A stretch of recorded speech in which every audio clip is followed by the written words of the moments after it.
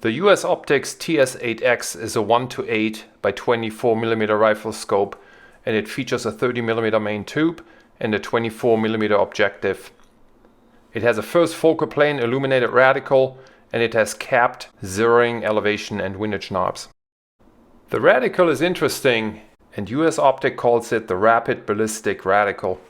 I find that under the lowest magnification of 1x, the circular shape of the reticle under illumination behaves very much like a red dot sight, like an EOTech or an aim point.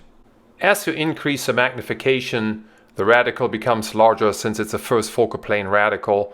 It then reveals useful mil-radian information that can be used for target adjustment and ranging.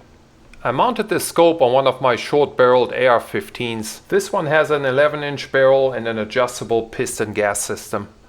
I chose a one-piece Burris scope mount. I had very good luck with these. Eye relief is 3.75 inches, and the only thing left to do was to level the scope on the receiver. I level my optics with the string method, so let me show you how that's done. About 20 yards downrange, I tie a high visible string to a tree branch and just put something at the bottom to keep it perfectly vertical, and that's what I'm adjusting my reticle to.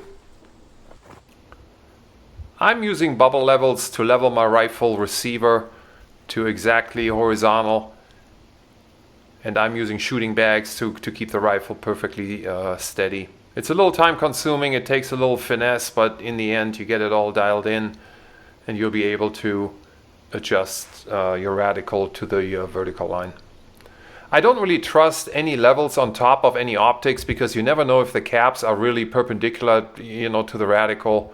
So I do both. In this case, you can see my receiver is perfectly level.